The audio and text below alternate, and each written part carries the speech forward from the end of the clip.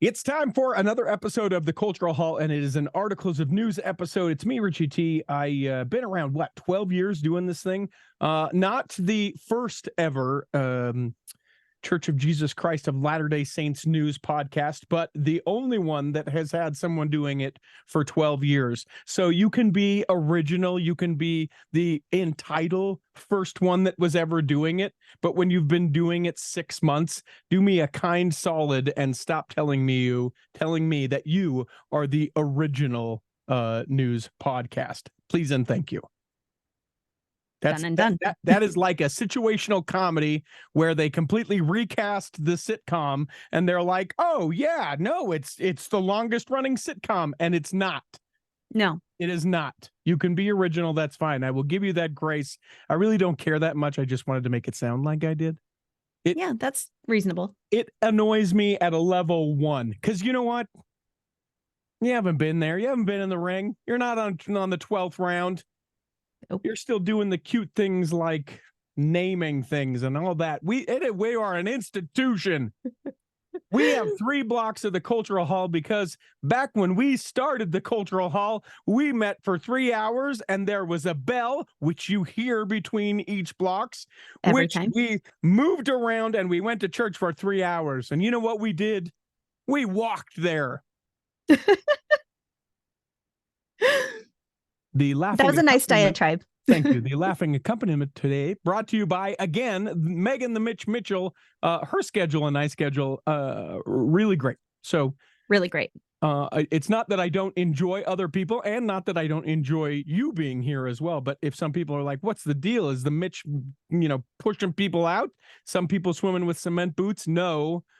It's because I never plan anything. We're able to get it. But not to worry. I've got in the books, I've got a scheduled Articles of News in the Future with Mr. Mayor, also with Annette. And we're going to talk probably a short little portion about going to the Minerva Teichert Exhibition.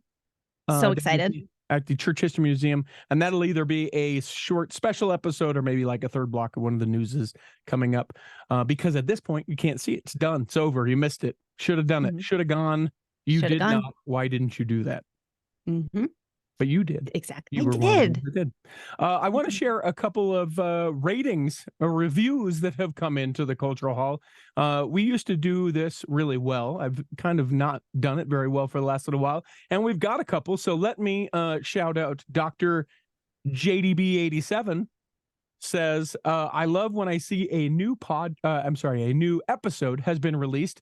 I love that Richie and crew are informed and present great content in an honest, thoughtful, understanding, and compassionate way. So thank you, Dr. JDB87. I wonder what he's a doctor of, or she. JDB, Juris Doctorate Balarchy. Sure. Since 1987. Makes sense. ADK Wood says 10 plus years on the back row.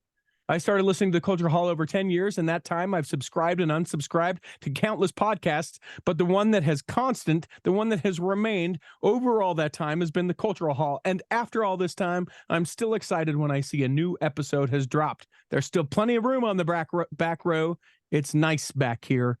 Thank you, ADK Wood. That's awesome. ADK Wood, I know another podcast you should subscribe to as well, and you'll stick around. Shameless. It's called the Little Lessons Podcast. Go take a look. I thought you were going to recommend something else. You're like, I got another one. I was picking up this How Things Work podcast. And then finally, this one from Misfire 3 appreciates the variety of perspectives that and the not so serious take on things, news mainly, the willingness to speak of not great things as well as the, quote, good news, end quote, is needed. I hope some of the general leadership of the church does or would listen to it. So thank you, Misfire 3. That's the last little bit. If you're the way that you consume this here show available in podcast form allows you the opportunity to review, I would hope that you would do so.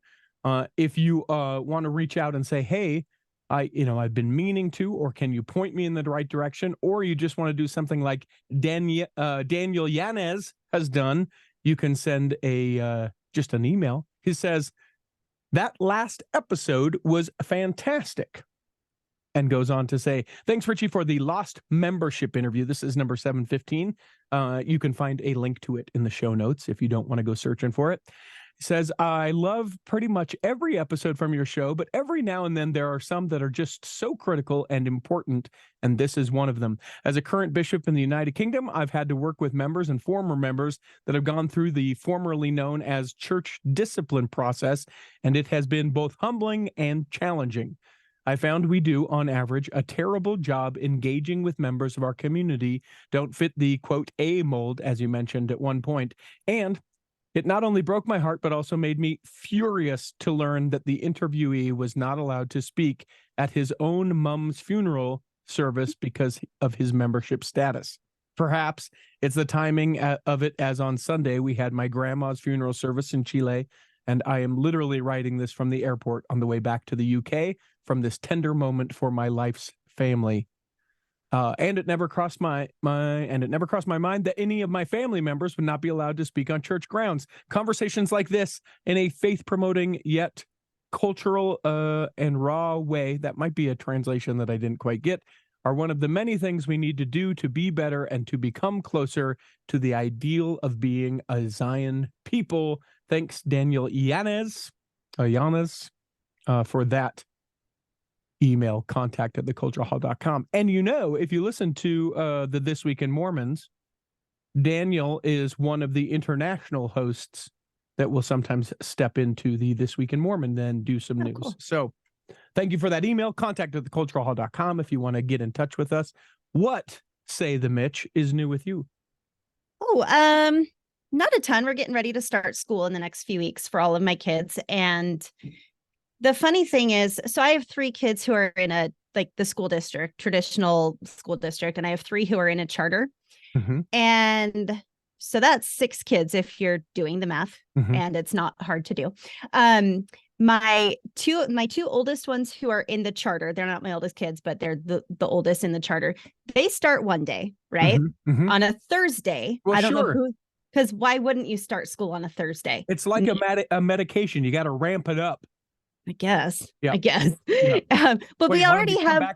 You want them to come back to a full week, Megan? I know how, right? But it's funny because we have all of these ramp up activities, Sure. the meet the teacher one day and the supplies drop off another day and the da da da da da da da da.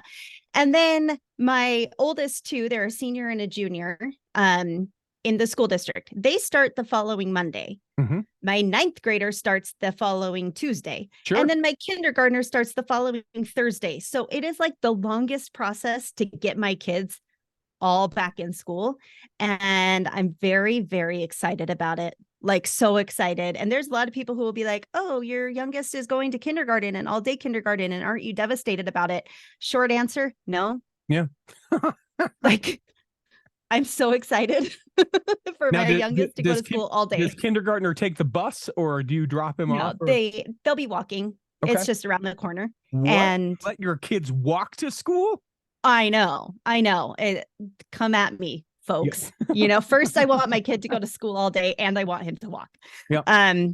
Contact@theculturalhall.com. Yeah, get the Mitch off. Come at her. Yeah, come at me. So that's really exciting. And now I'm finding myself, I've got all this free time now, mm-hmm. because if it were half day kindergarten, I would drop him off and go grocery shopping and then have to come back and get him. And my day would be totally segmented. But now I have 8 to 3 of just solo me time. And I'm trying to find all of the ways that I can fill that time.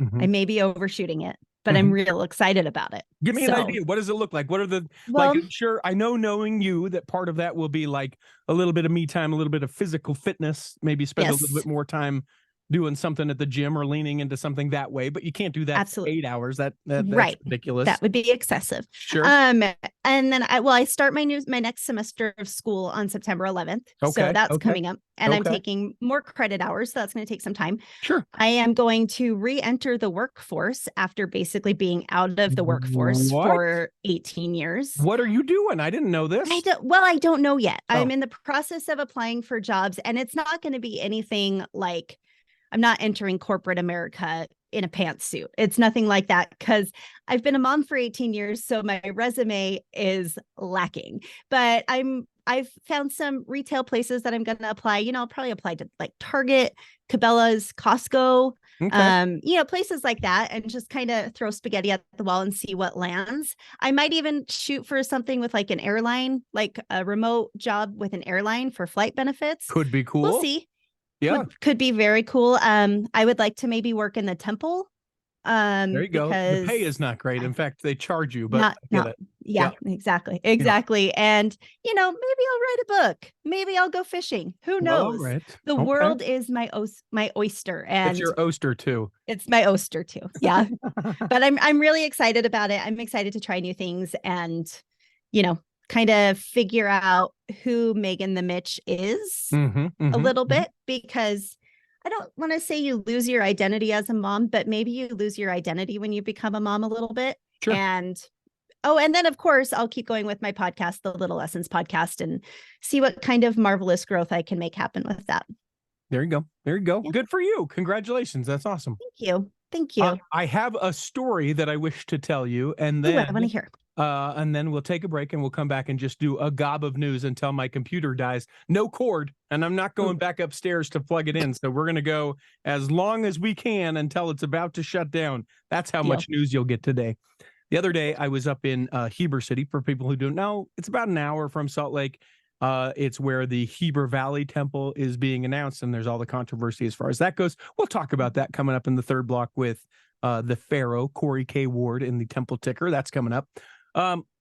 And there is not the world's, I take that back, the nation's biggest cabin is in a place called Timber Lakes, and the lodge is called Timber Moose Lodge. It's a log cabin, beautiful. Lots of people rent this place out for weddings, because you can kind of have your whole party come up and they each get a room and they can stay there, and a lot of family reunions, as you can probably imagine, as well.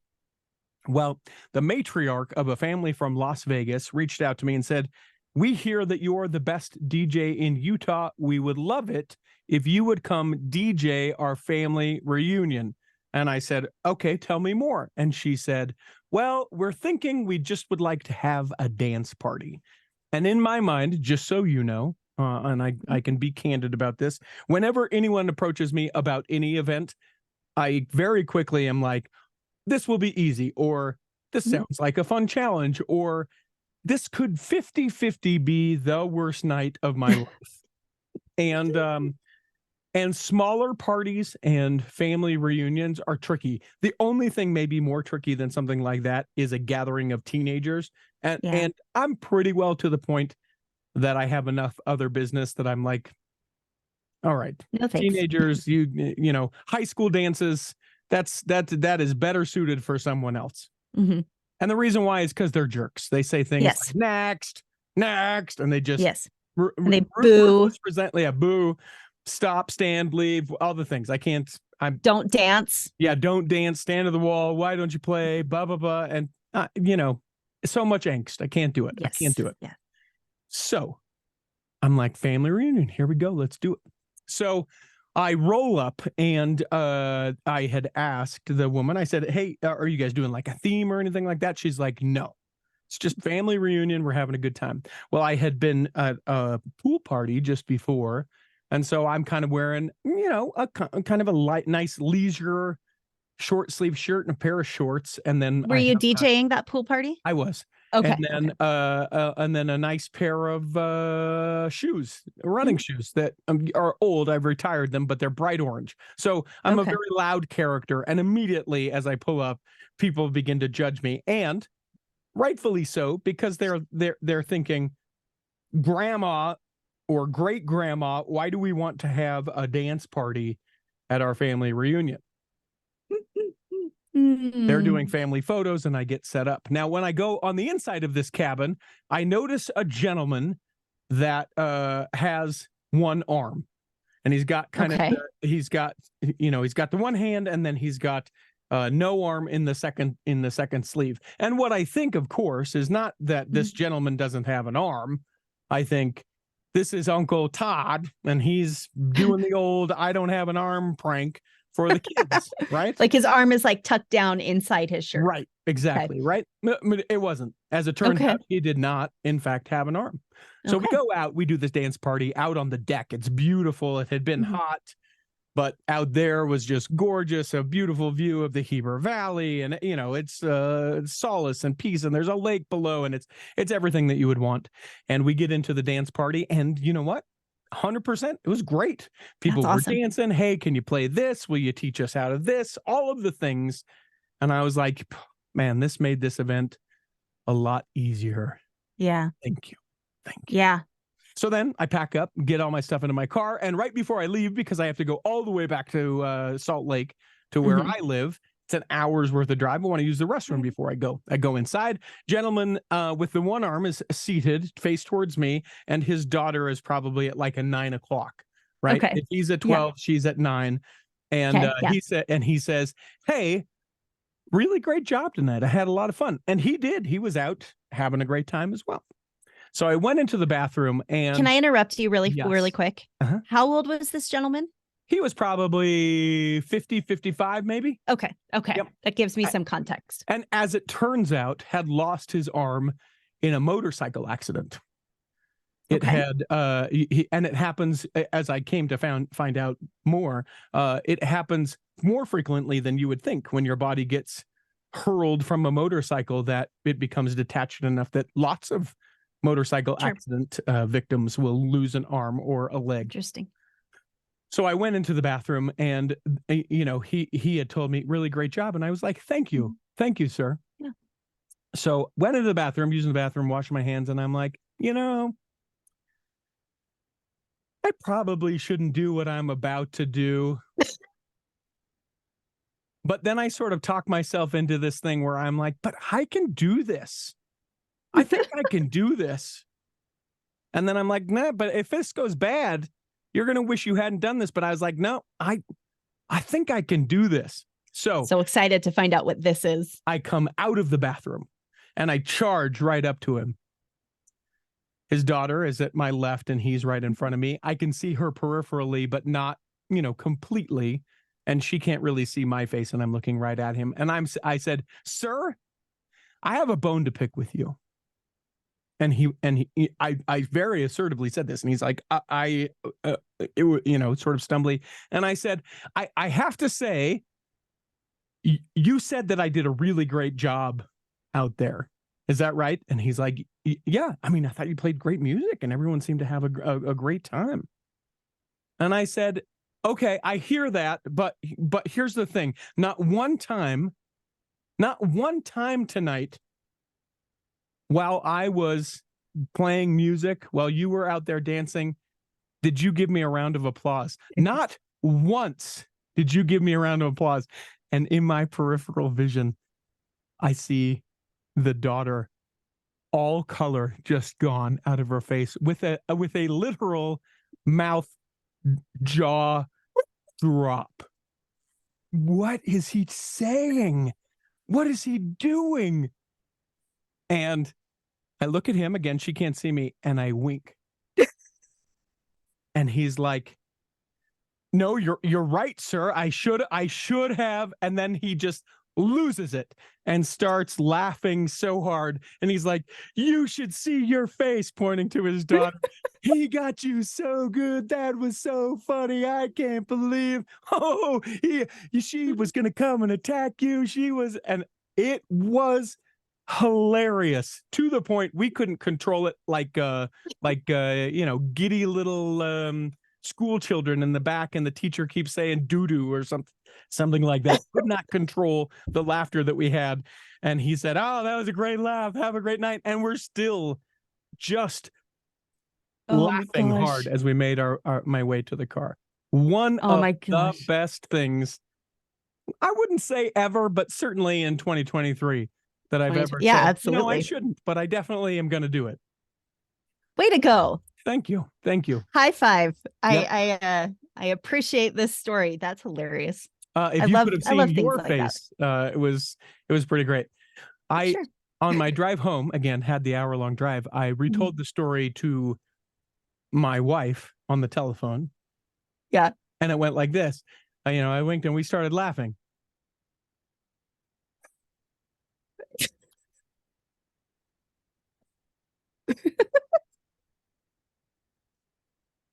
Can you promise not to do that again? That sounds like a reaction that my husband might have to things that I have done. Sure. I can't think of a specific, but I do know that he would say something like that. Like, yeah, okay, I can see that you really enjoyed that, and you think you're hilarious. Maybe don't do it again. And then I'm like, well, challenge accepted. Yep. And she asked the question, was it worth it? To which we both know the answer. Yes. Yeah, absolutely. So there you go. Let's take a break. And when we come back, we'll do actual articles of news. Here in the second block, we do actual articles of news. Hit it, Peter. And away we go. Some of these stories may be short, some may be long, but all the stories that we will share, you will be able to find links for them in the show notes at theculturalhall.com, or wherever you're getting this, you can find them in a link with this episode. We start off here. Missionary for the Church of Jesus Christ of Latter-day Saints passed away this past weekend. Elder Papa Fe'iloaki, he said. Sure. Age 22, passed away in a hospital in the Philippines while serving as a missionary. According to Sam Penrod, the church's media relations manager, he was admitted to the hospital with a fever and pneumonia and passed away shortly thereafter. At this time, the exact cause of his symptoms is being investigated. He'd been serving since June of 2022, so just a little over a year. And they said, quote, "We express our deepest sympathies and love to Elder Fe'iloaki,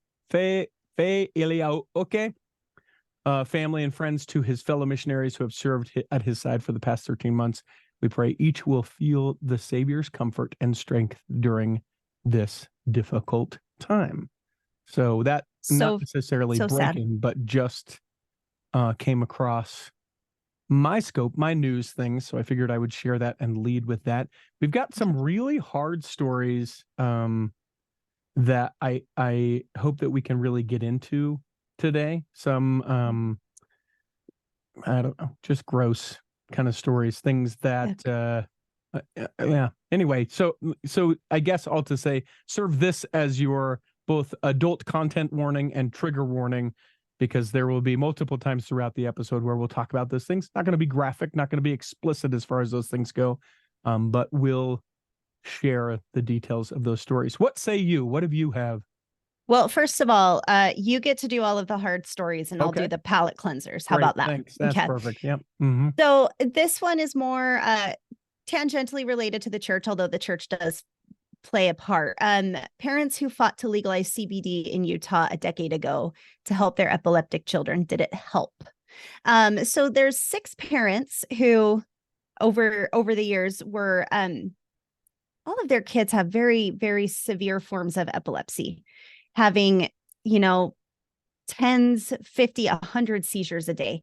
Wow. And I don't know if you've ever seen somebody have a seizure. There's lots of different kinds of seizures, but the ones that are very visual, they can be terrifying to witness. Grand mal seizures are what I'm thinking of. My mom had one when she was sick, and it's awful to watch. I can't imagine watching your child experience that even once, let alone hundreds of times a day. Yeah.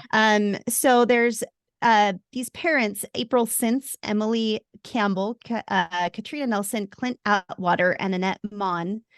They all got together to kind of reminisce about the journey that it took to get CBD legalized in Utah. And they were all, grasping at straws to try to find something to help their children. The doctors would prescribe medications that sometimes would help, sometimes make things worse. And one of the parents had seen a documentary that came out of Colorado about a girl named Charlotte who had a severe form of epilepsy. And her parents found a specific strain of CBD oil that helped her reduce her seizures to almost non-existent.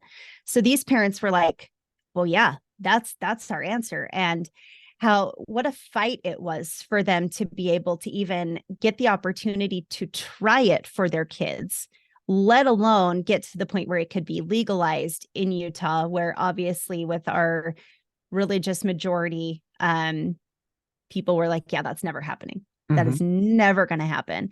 And I remember following the story when it first kind of started ramping up.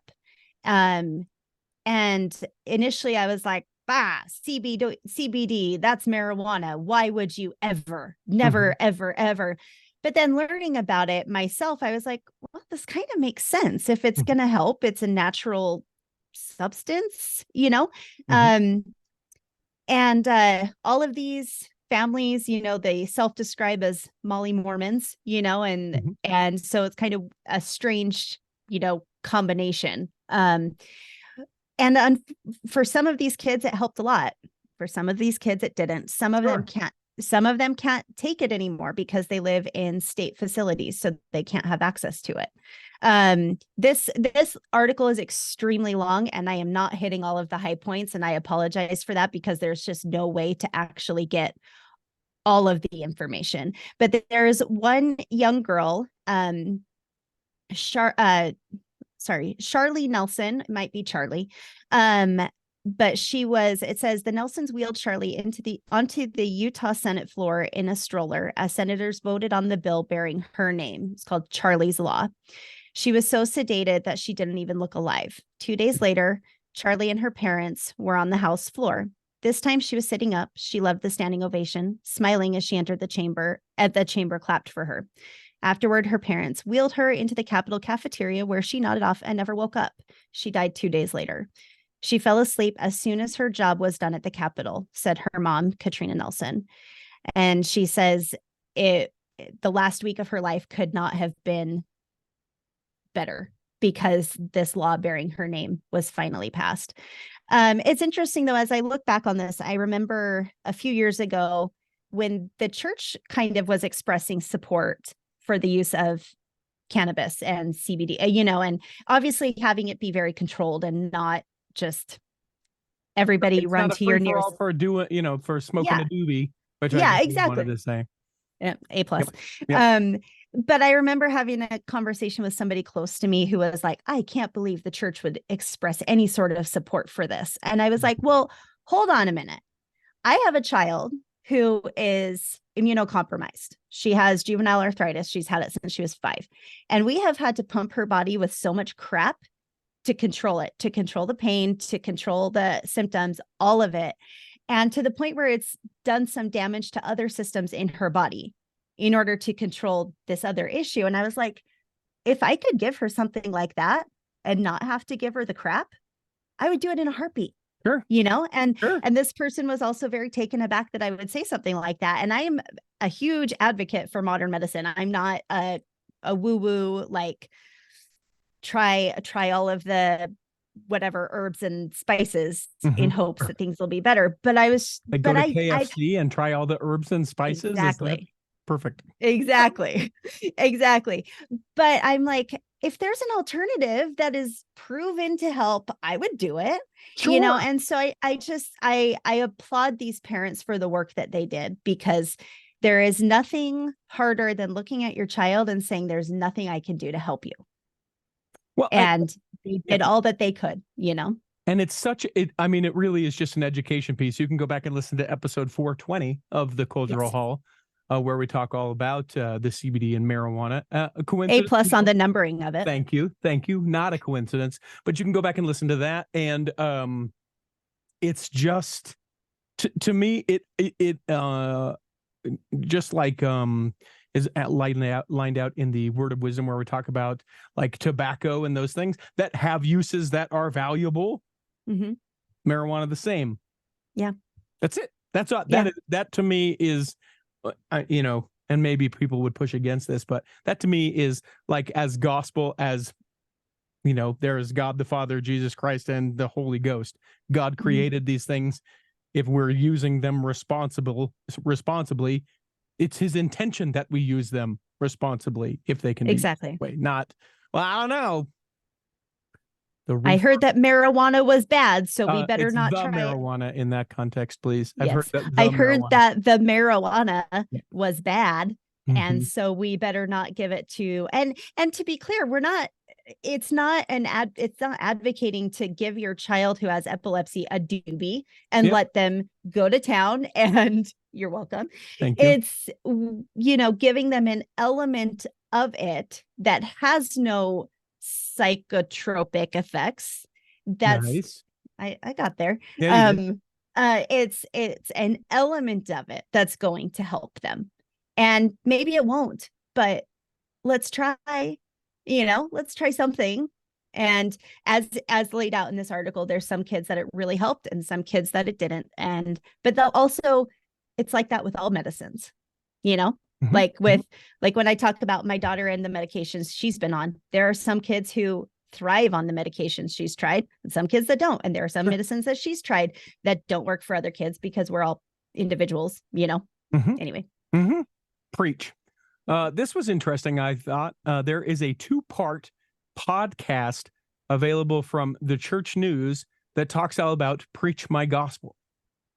It is 2 episodes. It features members of the First Presidency, the Quorum of the 12 Apostles, and the Missionary Executive Council teaching from the now version 2 of Preach My Gospel. This was released late last month, and you can find a link to it in the show notes. It's messages from the 2023 seminar for new mission leaders that begins the month of July, but you can find it now in a 2-part podcast series. So worth going and listening to be not only up to date by knowing what's in the new Preach My Gospel, the 2nd edition, but also to be able to hear the testimonies and instruction from leaders of the church. So again, find that link in the show notes to be able to check out that 2-part podcast series. This I thought was cool. There's a woman by the name of Sashika Bonchand. She's the founder of a successful nonprofit for girls, a wife and a mother of 3, a member of the church, serving as first counselor in the Ward Relief Society in Louisiana. She was laid off from her position as a local radio station DJ in the 2008 recession. The first person she called was her former stake president, who had previously told her he wouldn't move home to Utah until she was married in the temple. Mm-hmm. There's an interesting sort of segue in this article. President Riggs, Bonchand wrote in a February 2022 article, was glad to hear she was no longer with the radio station. Her ministering sister reacted similarly to the news. Why were they excited I had lost my job? She wrote, because whenever they would talk to me, they could hear my struggle. I had 1 foot in the church and 1 foot in the world. Losing my job turned into a great blessing.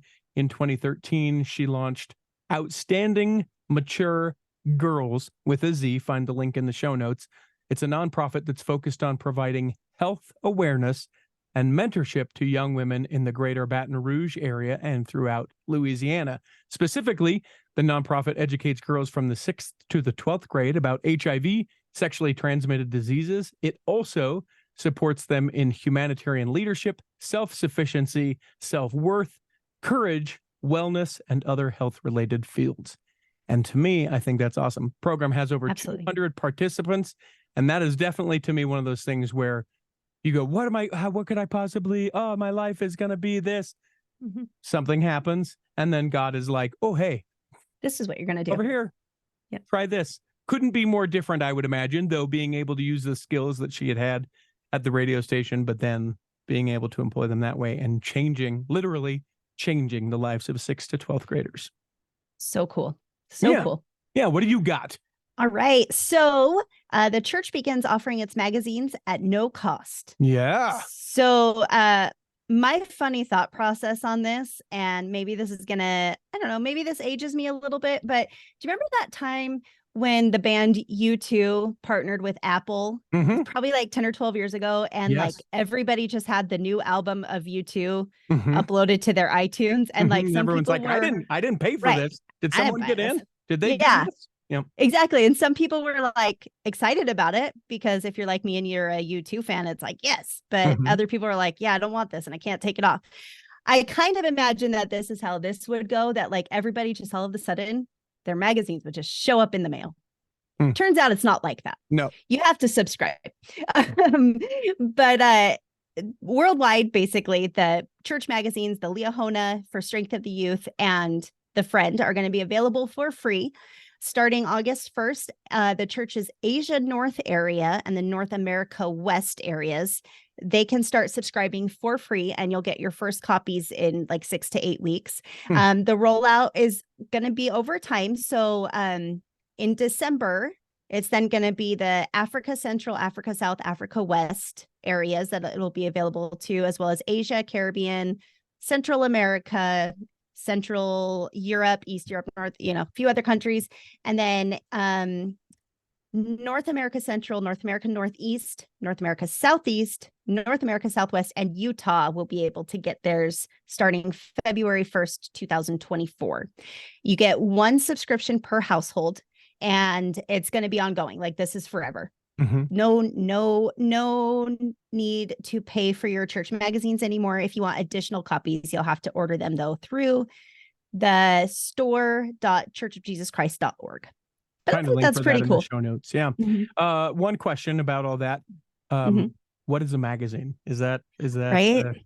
I know. When I saw it, I just thought it was like, guys, it's online, and now we're not printing them anymore. Yeah, now we're going to notify you, and you don't have to pay. But I can remember like being in the foyer, and there was one person in the ward that was like, that was the specialist, to sign you up for the ensign back then, or ensign, as we probably fought and argued about. Absolutely. Or getting the new era, the new era, or if you're really old, the improvement era. Oh yeah.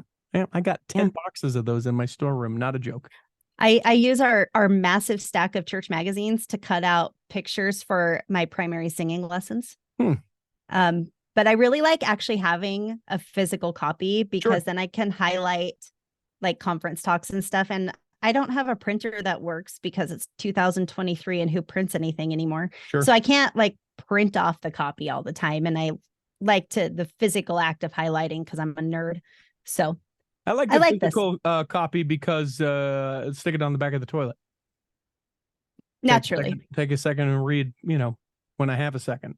Read President Nelson's most recent words while you're using the bathroom. Yep. Elder Jaggi, that is the General Authority 70. He served in Cleveland, Ohio. That's why I bring him up. He has currently been called to serve as a member of the Pacific Area Presidency. He, alongside his wife, Amy, and daughter, 17, Eliza, begin service earlier this week. He previously was just called and had been an Area 70 in the Utah area. He's going to be the second counselor in the Pacific Area Presidency. Previously, he'd been an area assistant to the North America Central area, serving as the church headquarters in the missionary department, priesthood, and family development. But a pretty young guy, graduated from college in 97. So you're thinking high school 93. So you're thinking born 75. Wow. That's how young this guy is, and making his way around the Pacific there. I thought this was an interesting story as well. There, you know who Taylor Frankie Paul is? I'm familiar. Yeah. TikTok, Mom Talk, Morm Talk. Morm Talk. There is she like 4 million followers or so. Certainly has had just a lot of controversy. Yeah, controversy and mental illness, and people have suggested perhaps substance issues as well. Was married, ended up not being married after the idea of soft swinging, which is everything but the act, with a group of people. And so she ended up breaking it off with her husband, or I appropriately should say her husband broke it off with her, because apparently she had taken it too far with someone that wasn't her husband. Now with her boyfriend, and there is a full video of the police video out in, I believe, Harriman, or maybe it's Bluffdale, Utah. I think it was Harriman. Her interacting with the police, and it just is, man, it is a rough thing to watch, and sad, and I don't know. It's when you put your entire life out there and that's how you're making money, I suppose it is everyone's right to be able to then see the other parts of your life as well. Mm-hmm. But as I watched it, I just thought, oh, someone get her some help that she is not getting right now. Yep. So if that's the kind of thing that you like to watch, it's 15 minutes. You can find that in a link in the show notes. They're available with all the tears and all the crying. And then I had this that I'll probably just link in the show notes, but I'll point you towards it. Okay. Do you ever read the Babylon Bee?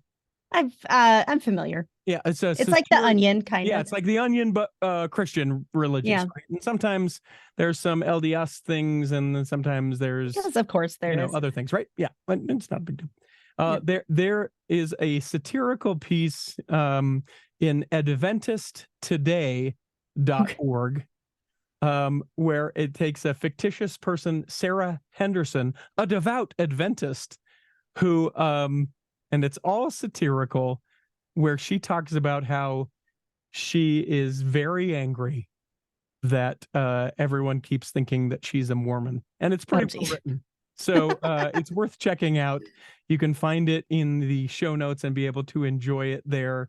If they're going to mistake me for a Mormon, I might as well sing them The Steps to Christ, which is an Adventist song. She now carries a ukulele wherever she goes and has skillfully woven Ellen White quotes into catchy tunes. Well, Ellen White, a known Adventist. So it's pretty well written. And the picture, you could not get that woman is a Mormon picture better or more well done. It's just a well-written satirical article. You can find that in the show notes, or you can head to atoday.org. That's for AdventistToday.org. Okay. What else you got? Well, the Ashworth triplets returned from their mission. Oh, good. All on the same day. Okay. They're from Highland. Cole Ashworth, who served in Portland, Oregon. That's the mission I grew up in. Mm-hmm. Tanner served in Tucson, and Brandon served in Detroit. So they actually, two of them left on their mission 2 years ago on the same day. And the other one left like 5 days later. So they were like, oh, wouldn't it be neat if they all came home on the same day? But that probably won't happen. But one of them, their mission president, was like, I think it's important that you all arrive home on the same day. And all of their flights coordinated so that they all arrived within 30 minutes of each other. And it's just a cute little story. They're all back. Well, see, exciting. And if you ask me, that one that didn't serve the whole 2 years and served 5 days less, Shame on shame. No, just not even a little bit. So exciting for them. And I'm sure that their parents are very happy to have them back. I have another tiny little story. Okay. Here's a little known fact about LDS church security. Okay. You're leaning in. This is groundbreaking news, Richie. Mm-hmm. They have their own badge that is specially designed for them. It says church security, CSD, and with a banner, mm-hmm. but it has an angel Moroni on it. Okay. I wonder if that'll change though. I love that. Oh, no, right? I think that's okay. Okay. We'll allow it. Yeah, it's symbology. We're not changing the CTR ring just because. That's true. But it says church security forces, often drawn from law enforcement ranks, though not necessarily post-certified through the state. They have their own training center, complete with shooting ranges on the western edges of Salt Lake City. So because of my husband's business dealings, mm-hmm. which sounds nefarious, but it's 100% not nefarious at all. He deals with the church security on a regular basis. Coolest guys. They are actually, they have some very strict ability testing that they have to do, where they even have to test higher than police officers on marksmanship and stuff. But yeah, they have their own badge, and that's the end of the story. Okay. Now, and there's a picture of it in the article. I am chasing it down. You can find that link in the show notes. I don't have. Oh, there's employment opportunities. Okay, still to be chased down. I'm excited to find out more about that. And if anyone knows where I can get a line on one of those badges, I'm in. Awesome. And in this article, it's through the Salt Lake Tribune, there is a link to an article that they wrote back in 2019 that is about their training facility. So, okay. I don't have a subscription to the Salt Lake Tribune anymore. Otherwise, I would have just pulled it up. But my husband made me quit the bank. So, Friends reference if you're old like me. Yep. So let's go here, shall we? On July 28th and 29th, the Brigham Young University Management Society, or BYU-MS, hosted an African Professional Development Conference in Accra, Ghana. This is cool because saints, leaders from 8 African countries met with global BYU-MS leaders who introduced the Leadership and Professional Development Framework. The meeting was held at the Christianborg Stake Center of the Church of Jesus Christ of Latter-day Saints. It's in coordination with a program called Launching Leaders. It's a personal development course, which you can find at llworldwide.org, as well as mentoring and other resources that contribute to career in advancement. Does this have anything to do with the fellowship that was set up through the church and the NAACP that was sending people to Africa or is that not related? This mentions no reference of that. Okay, then not related. So maybe, but not that this article makes the connection with. Accomplished speakers from Ghana and the U.S. spoke on the conference theme Lift and Lead. This llworldwide.org, open for everyone. So if you're looking for maybe some mentoring or other resources that could contribute to career advancement, check it out. Find the link in the show notes. I thought that was incredible that we do that. Let's get into some terrible news for a second. Are you ready for this? I'm ready. I think. Lori Vallow Daybell, whose children murdered in an evil, terrible plot. You can hear her talk about that. Was not only convicted a while back, but now sentenced. She was sentenced to the maximum sentence of life in prison without the possibility of parole for the 2 first-degree murder charges of JJ and Tylee, conspiracy to commit murder of her husband's former wife, Tammy Daybell. The 3 sentences are to be served consecutively because Vallow Daybell needs to be held accountable for each of the 3 murders, said Judge Stephen Boyce. You can hear her speaking on her behalf, and it's just weird.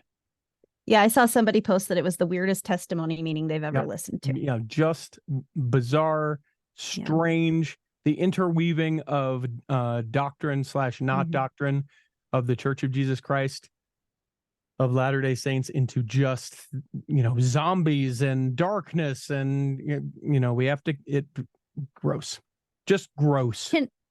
Can she, I don't know how the law works, but is this something that can be appealed? Sure. Like, can she just appeal it forever? Well, I mean, she's in jail or prison, I guess, at this point. So, yeah. So I as far as I know, there's always an opportunity for an appeal, but I don't know, because it's the 3 crimes and because they're life sentences and they're consecutively, she can probably appeal from prison, but she's still in prison. So, it would just be like vindication on her part, which is ridiculous, but crazy. So if that wasn't enough, let's go here. Oh, yay. Sean Noble Frost, he was accused of molesting 2 boys in Clearwater Beach, Florida in September 22. It confirmed the worst fears of a Leesburg couple, according to a $10.3 million lawsuit that they filed against Frost and his wife, Allison. The couple alleged that Sean molested their 3 young children while he and his wife were babysitting them. Sean Frost, quote, is a monster who has committed horrible sexual abuse against young children, according to the lawsuit. In October 2022, Frost was charged in Pinellas County Court in Clearwater with sexual activity, lewd or lascivious exhibition, lewd or lascivious molestation, and lewd or lascivious molestation involving a child between the ages of 12 and 16. In the Florida case, Frost is accused of performing a sex act on one of the boys, according to a criminal complaint. Frost, a 53-year-old Leesburg resident, has pleaded not guilty. He is free on bond and scheduled to stand trial on this coming January 30th. Attorney Charles King, who represents Frost, said his client denies molesting the 3 Leesburg children. Jay wrote that the couple moved to Leesburg in 2020 and attended the church in the Leesburg Ward Church, which is not a party to the lawsuit. is located on Bluff Road in Leesburg. So here's the deal that I think about all that. This is a guy who in 2 different congregations was able to do this. The church assigned the Frosts as a ministering brother and ministering sister in one of the cases. And so, listen, I think that certainly in my mind, sometimes I hear about these and I think I instantly go towards the date, right? I think, was this 1980? Not that that makes it any better, but I think my natural thing is to be, this is maybe how we were and we're not that way anymore. Sure. Or that these things don't occur anymore, or we have put ourselves in a position that these things no longer happen. And then there's a situation like this where there are those allegations and that occurs in one place, and then the couple goes to another place. And at the very least, and I'm sure that there will be people that have been falsely accused that will come after me for this. At the very least, I feel like if I'm going to be serving around children in my new place and someone says, hey, we're thinking about doing that, and now we're going to check, I want to at least know that person was accused of something somewhere else. And there are measures that can be taken if official claims have been made, that I can search that person, and then to the point that maybe that person is wrongly accused. That is, it does not seem like it's the case in this particular one. But then I can say, hey, Sean, I see that as we look at this, that you had an issue in Florida. Can we talk about this? Oh, well, see, this is what the issue was, and I'm thinking, okay. Well, this family that we've assigned you to has children, and, I believe you and I trust you, but, for out of an abundance of caution, we're just going to go ahead and not, allow you to minister to these folks. And we're going to give you some other folks to be able to minister. Oh, that's unfortunate. It is unfortunate, but again, I would much rather be safe than, in this case, very, very sorry. So you can read. There are far more details that I don't need to read, but if it is a thing that you need all of the details to that particular story, you can find them in the show notes available at theculturalhall.com. Anything else that you feel particularly pressing that we need to really get into this articles of news? Just really quick, because of what you just talked about, I want to talk about this. So Sister Holland, we recently had her funeral. And like I said, the last time you and I were on news together, I have come to admire her extremely. This is an article by Hal and Holly Boyd out of the Deseret News. And Elder Holland says something that I think is really indicative of the type of woman that Sister Holland was. He said, my wife was a general officer of this church before I was. She was a general officer over a global organization years before anybody thought I had anything to offer. And there's just some really sweet stories about her, how she interacted with her neighbors, with her family. She just seems absolutely incredible. One other quick story that I want to share that her daughter shared, that she was in 7th grade and she came home and was like crying because she had a bad day, because that's how 7th grade is, and it's terrible. And she said that her mom, gave her a big hug and comforted her and then prayed with her. And she said, whenever I look back on this experience, I am always so touched by her desire to lead me to faith. It seems really remarkable to me that she would take the bad day of a 7th grader seriously enough to make it a memorable spiritual experience. But what is even more remarkable is that it wasn't at all remarkable at the time. This was a scene similar to many others that played over and over with my brothers and me throughout our lives. And I look at that as a mother of my son is going to be a 7th grader this year. I've put 3 others through 7th grade, and it's the worst. And my kids come home with bad days. And my first inclination is not to pray with them. It's to say either, oh, we're rallying the troops, and we all hate that girl who was so mean to you. My memory is long. We will never be friends with them again, or to say, what did you do? Mm-hmm. What was your role in the, and Yep. It's never, okay, not never, but my first inclination is usually not to first say, well, let's get down on our knees and pray. Yeah. And I need to change that, because it can be very impactful to a child. And Sister Holland might be my new superhero. She's incredible and a great example to us women and mothers, especially in the church, who are just doing our best. And that's all I have to say about that. Yeah. I want to end on this. So I'm going to share screen. If you're able to check out the videos, you can see most of the episodes that we do on the Cultural Halls YouTube page. Are you kidding me? Or you can get them before we even publish them. If you are a Patreon saint, check those out. There is a group called Little Moon, and the singer Emma Hardiman, or Hardyman, depending on how she decides to pronounce it, we used to be a member of the Church of Jesus Christ of Latter-day Saints. NPR does this Tiny Desk contest. It is kind of a music-oriented, bunch of bands that haven't necessarily been discovered yet. They compete, people vote, then they do a Tiny Desk road tour where these bands are able to play, or certainly at least the winner is able to play.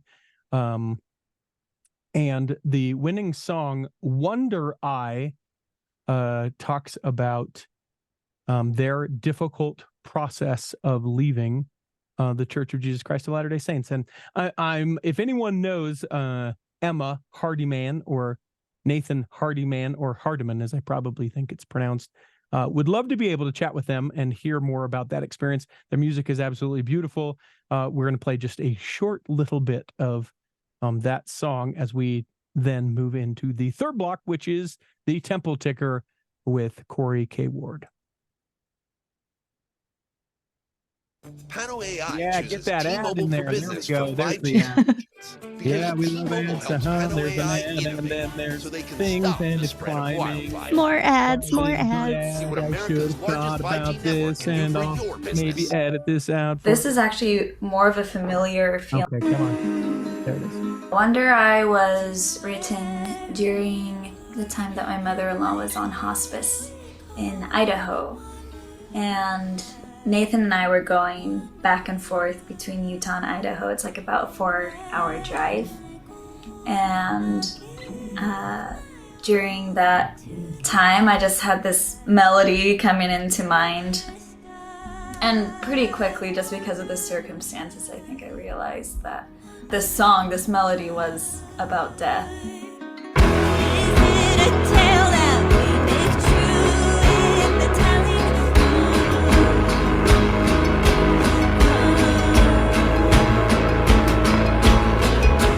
I wrote out the whole structure of the song. So there you go. I'm going to try and get them into the show.